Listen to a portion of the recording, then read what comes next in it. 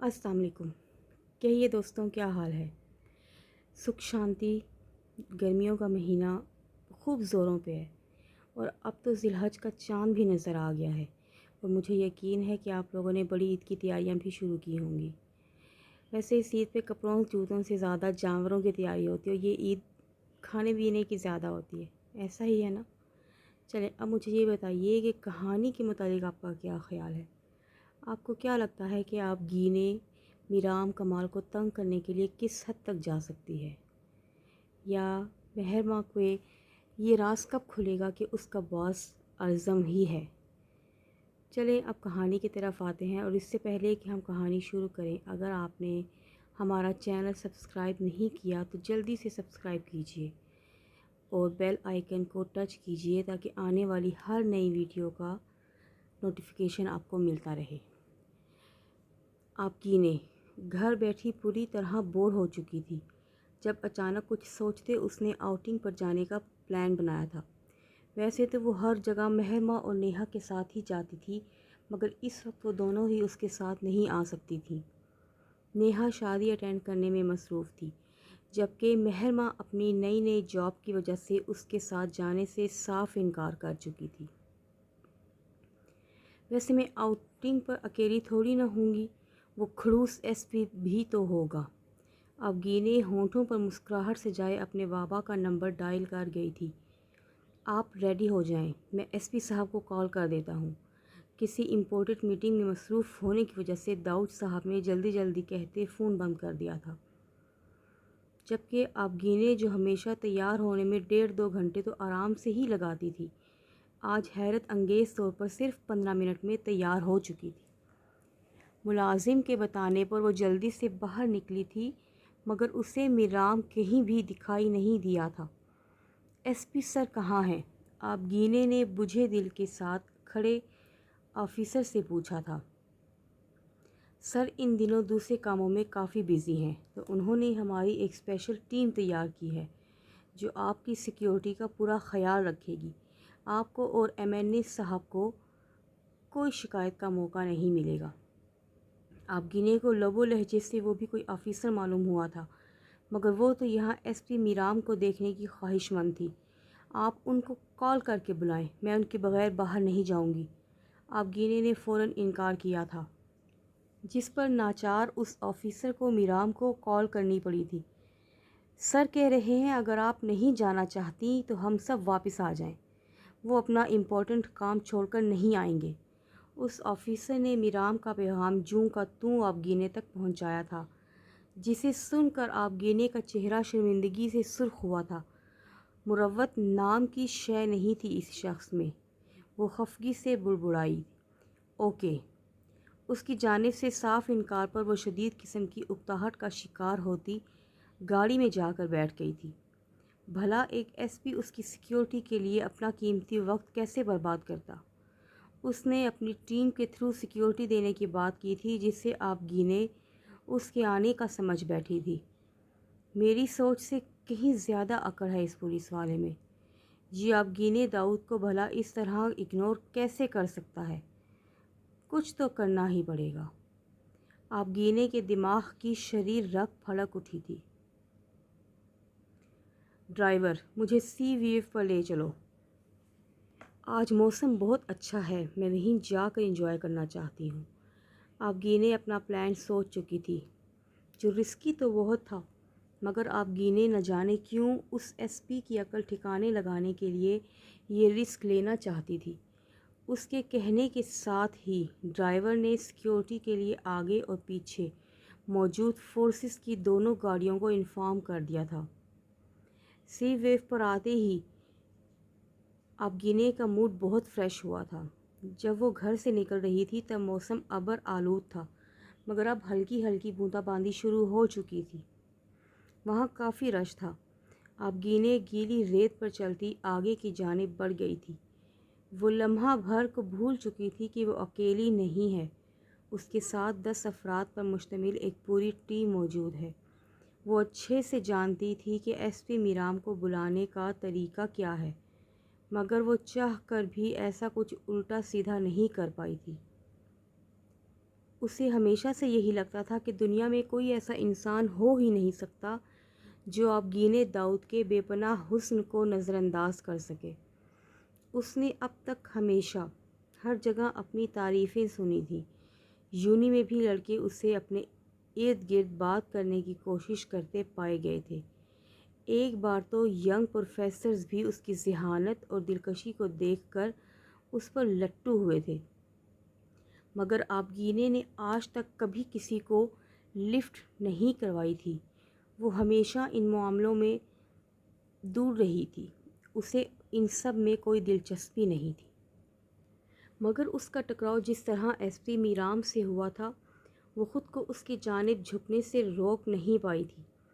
اس شخص کا روڈ اکھڑ انداز اور آنکھوں کا سرد پن وہ کوشش کے باوجود نظر انداز نہیں کر پائی تھی۔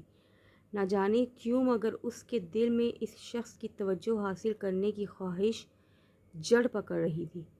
جس طرح میرام نے اس کی جان بچا کر خود پر گولی کھائی تھی، آبگینے کے دل میں وہ بات گھر کر گئی تھی۔ اکثر اسے بابا کے مخالفین کی سیکیورٹی خدشات کی وجہ سے یوں ہی مختلف آفیسرز کی ٹیم ملا کرتی تھی، مگر آج تک کسی نے اس طرح اس کی حفاظت نہیں کی تھی جیسے اس دن میرام نے اپنی جان پر کھیل کر اسے بچایا تھا۔ آبگینے اپنے دھیان میں چلتی بہت آگے نکل آئی تھی۔ اسے ہوش تو اس وقت آیا جب پاس سے گزرتا کوئی آوارہ قسم کا لڑکا اس سے ٹکرایا تھا۔ آبگینے کے ہاتھ سے موبائل چھوٹ کر پانی میں جا گرا تھا۔ اوہ معاف کیجیے گا بیوٹیفل لیڈی، وہ شخص عجیب سے انداز میں اسے سر سے پیر تک گھورتا کچھ فاصلے پر جا کر رک گیا تھا۔ آبگینے نے خوف کے عالم میں ارد گرد دیکھا تھا۔ وہ اپنی بے دھیانی میں نہ جانے کتنا آگے نکل آئی تھی۔ یہاں اکا دکا لوگ ہی موجود تھے۔ اسے سول کپڑوں میں ملبوس اپنی سیکیورٹی ٹیم کہیں دکھائی ہی نہیں دی تھی۔ آبگینے نے گھبرا کر اس شخص کو دیکھا جو ابھی بھی مشکوک انداز میں اس کی جانب دیکھتا کسی سے فون پر بات کر رہا تھا۔ وہ رش کے بیچ میں اس طرح چل کر آئی تھی کہ سیکیورٹی ٹیم کی نگاہوں سے اوجھل ہونا ممکن سی بات تھی۔ اب کیا کروں میں؟ اسے جس راستے سے پلٹنا تھا وہاں اب اسے عجیب سے حلیے والے آدمی آتے دکھائی دیے تھے۔ آبگینے کا دل خوف سے لرزنے لگا تھا۔ اس نے جلدی سے سیکیورٹی آفیسر کو کال کرنی چاہی تھی، جب موبائل ہاتھ میں نہ پا کر اس کا دماغ بھگ سے اڑ گیا تھا۔ اس کا موبائل تو اس شخص سے ٹکراؤ کے درمیان پانی میں ہی کہیں گر گیا تھا۔ آبگینے کی حالت رونے والی ہو چکی تھی۔ ہر بار وہ کوئی نہ کوئی بیوقوفی کر کے خود کو مصیبت میں ڈال دیتی تھی۔ اس نے ہمت نہ ہارتے جلدی سے وہاں سے نکلنا چاہا تھا، جب دو بڑی بڑی مونچھوں والے ہٹے کٹے ہنڈے نما شخص اس کے سامنے آ گئے تھے۔ مہرماں جلدی تیار ہوتی آفس پہنچی تھی۔ یہ جاب بھی ہاتھ سے نکل جانے کے خوف سے اس کا چہرہ بالکل زرد پڑ چکا تھا۔ اسے خود پر رہ رہ کر غصہ آ رہا تھا کہ وہ اتنی لاپرواہی کیسے برت سکتی تھی۔ اب تک کی سب سے اچھی جاب تھی اس کی، جسے وہ کسی قیمت پر گنوانا نہیں چاہتی تھی۔ تم کہاں رہ گئی تھی مہرماں؟ تم جانتی بھی ہو سر کس قدر غصے میں ہیں۔ وہ اپنے ورکرز میں ایسی لاپرواہیاں برداشت نہیں کرتے۔ تم تو فائل لے کر ہی غائب ہو گئی۔ سامیہ جو وہاں ہال میں بنے کیبنز کے قریب ٹہلتی مہرماں کا وہاں آتا دیکھ پریشانی سے بولی تھی۔ ارزم کے غصے کی دہشت کس قدر تھی اس وقت وہاں موجود تمام ورکرز کے چہرے بتا رہے تھے۔ آج ان کے باس کا خراب موڈ سوا نیزے پر پہنچا ہوا تھا، کسی کا بھی پتہ کر سکتا تھا، جن میں پہلا نمبر سب کو مہرماں کا ہی لگ رہا تھا۔ آئی ایم ریئلی سوری، میں بہت زیادہ لیٹ ہو گئی۔ میٹنگ شروع ہو گئی کیا؟ میری اس لاپرواہی پر کیا وہ باس نکال دیں گے مجھے؟ قسم سے سامیہ، میں نے ایسا جان بوجھ کر نہیں کیا۔ مجھے پتہ ہی نہیں چلا کب الارم بجا اور کب میں بند کر کے سو گئی۔ ابھی اگر دادو نہ جگاتیں تو میری آنکھ اب بھی نہیں کھلنی تھی۔ میں خود بہت تنگ ہوں اپنی اتنی پکی نیند سے۔ مہرماں سامیہ کی بات سن کر روحانسے لہجے میں نان سٹاپ بولے جا رہی تھی۔ وہ اس وقت اتنی بوکھلائی ہوئی تھی کہ پیچھے آ کر کھڑے ہوتے ارزم اور اس کے احترام میں وہاں کیبن میں موجود امپلائیز کا کھڑا ہونا بھی نہیں دیکھ پائی تھی۔ سامیہ کا دل چاہا تھا اس درجے معصوم اور بیوقوف لڑکی کو پکڑ کر پیچھے گھما دے جو بنا ارد گرد دیکھے کچھ بھی بولی جا رہی تھی۔ وہ مزید بھی بولتی جاتی جب سامیہ نے اسے اشارے سے پیچھے مڑنے کو کہا تھا۔ مہرماں جیسے ہی پیچھے پلٹی، وہاں کھڑے ارزم کو دیکھ اس کے چہرے پر شناسائی کا رنگ ابھرا تھا۔ اسے کہیں نہ کہیں لگتا تھا کہ شاید اسی شخص نے اس کی جاب لگوائی تھی۔ اس کی شاندار پرسنالٹی سے بھی مہرماں کو وہ اس آفس میں کسی اچھی پوسٹ پر ہی معلوم ہوتا تھا، اس لیے دل ہی دل میں اس سے مدد مانگنے کا ارادہ کرتے وہ آگے بڑھی تھی۔ مجھے اس وقت آپ کی مدد کی اشد ضرورت ہے، پلیز ہیلپ کر دیں۔ آج لیٹ آفس پہنچنے اور فائل ٹائم پر نہ پہنچانے کی وجہ سے باس کی بہت امپورٹنٹ میٹنگ کینسل ہو گئی ہے۔ وہ مجھ پر بہت زیادہ غصہ ہیں اور یہاں کا سب کا یہی کہنا ہے کہ ان کے خلوص باس غصے میں مزید جلالی روپ دھار لیتے ہیں۔ پلیز، مجھے غصے والے لوگوں سے بہت ڈر لگتا ہے اور اب تو وہ میری اس مسٹیک پر مجھے جاب سے بھی نکال سکتے ہیں۔ پلیز یہ فائل آپ میری جگہ سر کو دے آئیں۔ مہرماں اس کے سامنے فائل کیے ملتجی لہجے میں بولی تھی، جبکہ اس کی اس قدر سادگی پر سامیہ سمیت وہاں موجود تمام افراد کا دل چاہا تھا اپنا سر پیٹ لے۔ یہ لڑکی اپنے ساتھ ساتھ انہیں بھی جاب سے نکالنے والی تھی۔ ارزم ہمدانی جس قدر خڑوس انسان تھا اس سے کوئی بعید نہیں تھی۔ مہرماں کی اس گور افشانی پر پورے اسٹاف کو کھڑے کھڑے فائر کر دیتا۔ اور یہ سب لوگ کون ہیں جو باس کے بارے میں اتنے روشن خیالات رکھتے ہیں؟ ارزم نے ایک کڑی نگاہ ان سب پر ڈالتے مہرماں سے پوچھا تھا۔ سبھی کہتے ہیں، آپ پلیز باس کو یہ بات نہیں بتائیے گا۔ مہرماں کی بات سن کر سامیہ کا دل چاہا تھا اسے یہاں سے غائب کر دے۔ شیور، نہیں بتاؤں گا۔ ان سب کے جھکے سروں پر ایک سرد نگاہ ڈالتے ارزم اپنے آفس کی جانب بڑھ گیا تھا۔ ارے آپ سب کو کیا ہوا؟ ایسے بت بنے کیوں کھڑے ہیں؟ مہرماں نے واپس پلٹتے گمسم کھڑی سامیہ کے ساتھ باقی سب کو گھورا تھا۔ تم واقعی اتنی معصوم ہو یا ایسا بننے کا صرف ناٹک کر رہی ہو؟ سامیہ اس کے مقابل آتی کھا جانے والی نظروں سے اسے گھورتے ہوئے بولی۔ کیوں، کیا ہوا، کیا کیا میں نے؟ مہرماں سب کی گھورتی نگاہیں خود پر اٹھتی دیکھ کر حیرانی سے بولی تھی۔ یہ جو اوٹ پٹانگ بول کر تم نے جنہیں فائل پکڑائی ہے وہ کوئی اور نہیں، اس آفس کے باس ہیں، ارزم ہمدانی۔ تم انہی کے منہ پر انہیں نہ صرف خود خڑوس بول چکی ہو بلکہ ہم سب کو بھی پھنسا دیا ہے۔ تمہیں اندازہ نہیں ہے ان کے غصے کا۔ اب پتہ نہیں ہم سب کا کیا ہوگا۔ سامیہ کے انکشاف سے مہرماں کو آفس کی بلند و بالا بلڈنگ اپنے سر پر گرتی محسوس ہوئی تھی۔ وہ سامیہ کو کیا بتاتی کہ وہ اس شخص کو اس کے منہ پر کیا کیا بول چکی تھی۔ میں کتنی بڑی گدھی ہوں، میں نے یہاں کے باس کو ہی، اف میرے خدا۔ مہرماں نے اپنا سر پیٹ لیا تھا۔ تم ایک بار مجھ سے پوچھ تو لیتی۔ سامیہ کو لگا تھا وہ ابھی اپنی کہی جانے والی باتوں پر اتنی شرمندہ ہے۔ ابھی تو کچھ بولا ہی نہیں میں نے، اصل بکواس تو میں نے اس دن کی تھی۔ مجھے لگتا ہے اس دن کا بدلہ لینے کے لیے انہوں نے مجھے اس جاب پر رکھا ہے۔ مہرماں کا دماغ بالکل معاف ہو چکا تھا۔ تم کیا بولے جا رہی ہو؟ مجھے کچھ سمجھ نہیں آ رہا۔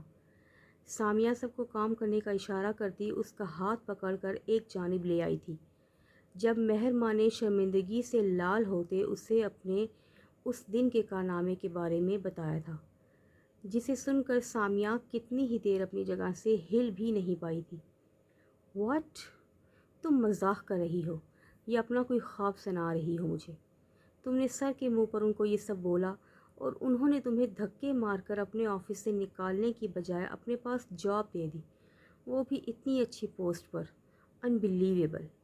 سامیہ یقین کرنے سے انکاری تھی۔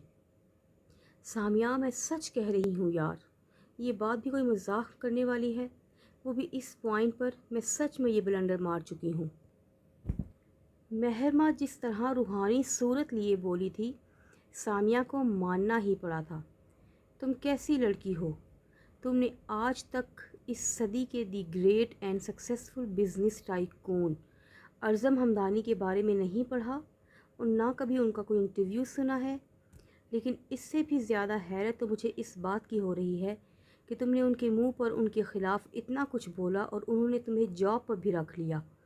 مجھے تو معاملہ کچھ اور لگ رہا ہے۔ سامیہ اپنی بات کے آخر میں اپنے سامنے کھڑی اس مومی گڑیا کو معنی خیزی سے گھورتے ہوئے بولی تھی، جسے دیکھ کر ایسا لگتا تھا کہ یہ معصوم لڑکی راستہ بھٹک کر اس دنیا میں آ نکلی ہو۔ ذرا سا مسکرانے پر اس کے گالوں پر بننے والے ڈمپل دیکھنے والوں کا ایمان متزلزل کرنے کی صلاحیت رکھتے تھے۔ سامیہ لڑکی ہو کر اس کے سیاہ دوپٹے کے ہالے میں مقید گلابی چہرے سے نگاہ نہیں ہٹا پائی تھی۔ وہ مردوں پر کیا الزام ڈالتی؟ آج بھی مہر ماں کی اتنی باتوں کے جواب میں وہ جس طرح بنا اسے ڈانٹے آگے بڑھ گیا تھا، یہ بات سامیہ سمیت سب کے لیے ہی حیران کن تھی۔ اس بات کو چھوڑو، مجھے یہ بتاؤ اب میں کروں کیا جس سے میری جاب بچ جائے؟ مہر ماں کو بس یہ جاب چلے جانے کی فکر ستا رہی تھی۔ جا کر سر سے سوری کر لو، میرے خیال میں وہ تمہیں معاف کر دیں گے۔ تمہارے ساتھ گزرا ان کا ٹریک ریکارڈ یہی بتا رہا ہے۔ سامیہ نے پرسوچ انداز میں اسے دیکھتے مشورے سے نوازا تھا۔ پکا نا چلی جاؤں؟ گڑبڑ تو نہیں ہوگی نا؟ مہر ماں کو ارزم کے پاس جانے سے ڈر لگ رہا تھا۔ ہاں چلی جاؤ۔ سامیہ اسے ہاتھ سے پکڑ کر ارزم کے آفس کی سمت دھکیل گئی تھی۔ مہر ماں نے دل ہی دل میں دعاؤں کا ورد کرتے دروازے پر ناک کیا تھا۔ اس سے پہلے کہ وہ پولیس والے یہاں پہنچیں، اس لڑکی کو بے ہوش کر کے بوری میں ڈال کر نکلو یہاں سے۔ ہم ان لوگوں کو وہیں روکنے کی کوشش کرتے ہیں۔ ان میں سے ایک اپنی نظروں سے آبگینے کا سر سے پیر تک ایکس رے کرتا واپس پلٹا تھا۔ آبگینے نے وہاں سے بھاگنا چاہا تھا، مگر اس کی کلائی ان میں سے ایک آدمی نے انتہائی بے دردی سے دبوچتے اس کے منہ پر کلوروفارم سے بھرا رومال رکھنا چاہا تھا، مگر اس آدمی کو پیچھے سے پڑنے والی ضرب نے ایسا کرنے کی مہلت ہی نہیں دی تھی۔ وہ منہ کے بل زمین بوس ہوا تھا۔ آبگینے نے بھیگی آنکھوں سے وہاں پہنچتے اپنے محافظ کو دیکھا تھا، جو ان لوگوں کو ذرا سی بھی مہلت دیے بغیر ان کے اوپر ٹوٹ پڑا تھا۔ وہ اکیلا ہی ان 5 لوگوں پر بھاری ثابت ہو رہا تھا۔ آبگینے حیرت کی زیادتی سے پھٹی پھٹی آنکھوں سے ان غنڈوں سے لڑتے ایس پی میرام کو دیکھ رہی تھی۔ وہ کب آیا تھا وہاں اور اپنی ٹیم کے آنے سے پہلے ہی آ کر اسے ان غنڈوں کے شر سے بچا لیا تھا۔ کچھ ہی لمحوں میں باقی سب بھی وہاں پہنچ چکے تھے۔ ان تمام افراد کو گرفتار کر لیا گیا تھا۔ جب میرام ایک طرف بت بنی کھڑی آبگینے کے پاس آیا تھا اور بنا کچھ بولے اس کی کلائی اپنی آہنی گرفت میں دبوچتا وہاں سے نکلتا چلا گیا تھا، وہ اسے اس کی گاڑی میں بٹھانے کی بجائے سیدھا اپنی گاڑی میں لے آیا تھا۔ آبگینے، جس نے غنڈوں سے بچ جانے کی وجہ سے سکھ کا سانس لیا تھا، میرام کے غصے بھرے خطرناک تیور دیکھ کر اس کی جان آدھی ہوئی تھی۔ اس کی گرفت میں موجود اپنی کلائی اسے ٹوٹتی محسوس ہوئی تھی، مگر وہ اسے ہاتھ چھڑوانے کی ہمت نہیں کر پائی تھی۔ اسے آج تک اتنا خوف کسی سے محسوس نہیں ہوا تھا جتنا اس وقت ایس پی میرام سے محسوس ہو رہا تھا۔ میرام اسے بیک سیٹ پر بٹھا کر خود ڈرائیونگ سیٹ پر بیٹھتا گاڑی وہاں سے نکال لے گیا تھا۔ اس کے سختی سے بھینچے جبڑے دیکھ آبگینے کا خوف مزید بڑھ رہا تھا۔ میں نے جان بوجھ کر ایسا نہیں کیا، آبگینے نے بہت ہمت مجتمع کر کے اس سے مخاطب کیا تھا، مگر دوسری جانب سے ویسی ہی خاموشی چھائی رہی تھی۔ آبگینے کو اپنی انسلٹ سی فیل ہوئی تھی۔ آپ مجھے یوں غصہ نہیں دکھا سکتے، میں نے کہا نا۔ یہ سب آبگینے کے باقی الفاظ منہ میں ہی رہ گئے تھے جب میرام کمال کے ایک جھٹکے سے گاڑی کو بریک لگانے پر اس کا سر آگے والی سیٹ سے جا ٹکرایا تھا۔ جی تو ساتھیوں، کہانی پڑھی آپ نے دیکھا مہر ماں کے بلنڈرز، آبگینے کی شرارت۔ اب کیا آبگینے کو اپنا یہ پلان بھاری پڑ سکتا ہے؟ میرام کمال اس کے ساتھ کیسے پیش آئے گا اور ارزم ہمدانی مہر ماں کو کیا کہے گا؟ جاننے کے لیے ہمارے ساتھ جڑے رہیے اور اگلی قسط کا انتظار کریے، لیکن اس قسط پہ اپنے کمنٹس کرنا اور اپنے تاثرات دینا ہمیں مت بھولیے گا۔ شکریہ، اپنا خیال رکھیے گا۔ اللہ حافظ۔